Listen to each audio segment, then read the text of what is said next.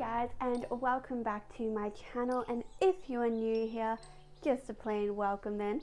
Today we're going to be talking about Ravenclaw House. Our founder is Rowena Ravenclaw, who was born prior to 976 in Scotland. She is noted for her intelligence and creativity. A popular historical theory places the location and name of Hogwarts as being chosen by Rowena, after she had dreamt that a warty hog had led her to the edge of a cliff by a lake. She is also the one in charge of the ever-changing floor plan. Students are selected based on intelligence and wisdom, as she values a sharp mind, wisdom, creativity and cleverness. She died sometime in the 11th century after falling fatally ill. Legend has it that it was a broken heart that finished her off. You see, Helena, her daughter, stole her diadem because she was jealous of her intellect and ran away to Albania. Rowena hid this betrayal from everyone, even the other founders.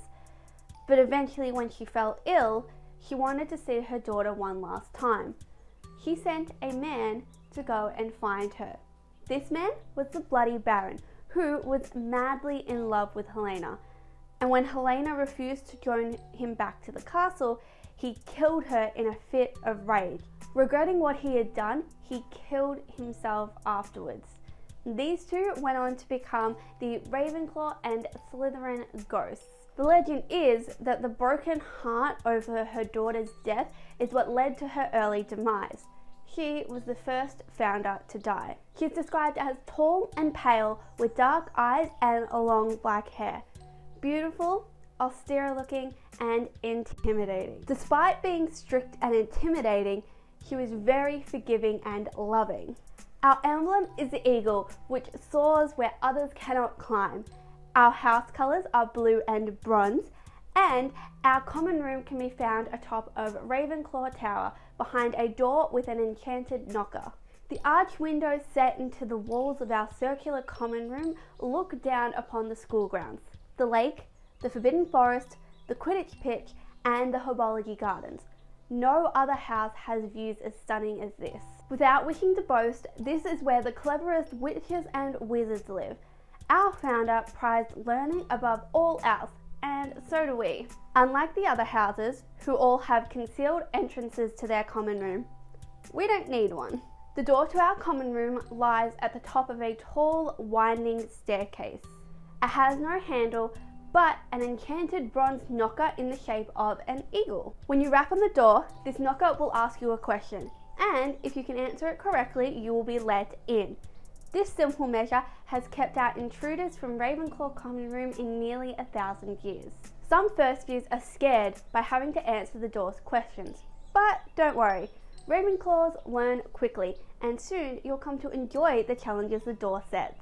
It's not unusual to find 20 people standing outside the common room door, all trying to work out the answer to the day's question together. This is a great way to meet fellow Ravenclaws in other years and to learn from them. Although it is a little bit annoying if you've forgotten your Quidditch robes and need to get in and out in a hurry. In fact, I advise you triple check your bags before leaving the common room.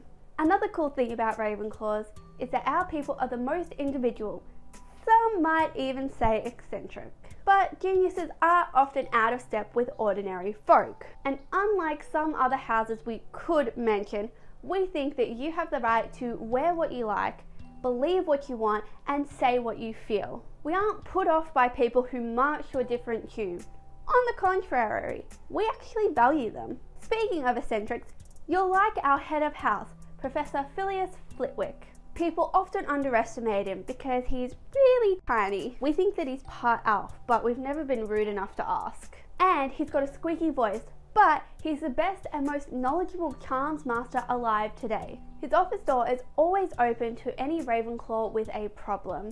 And if you're in a real state, he'll get out these delicious little cupcakes out of a tin in his desk drawer and make them do a little dance for you. In fact, it's worth pretending that you're in a state just to see them. We have an illustrious history. Most of the greatest wizarding inventors and innovators were from our house, including Perpetua Fancourt, the inventor of the lunoscope, Leveur de Montmorency, a great pioneer in love potions, and Ignatia Wildsmith, the creator of Floo powder. Famous Ravenclaw ministers for magic include Millicent Bagnold, who was in power the night that Harry Potter survived the Dark Lord's curse, and defended the wizarding celebrations all over Britain with the words, "I assert our inalienable right to party." There was also Minister Lorcan MacLeod, who was a brilliant wizard, but preferred to communicate by puffing smoke out of the end of his wand.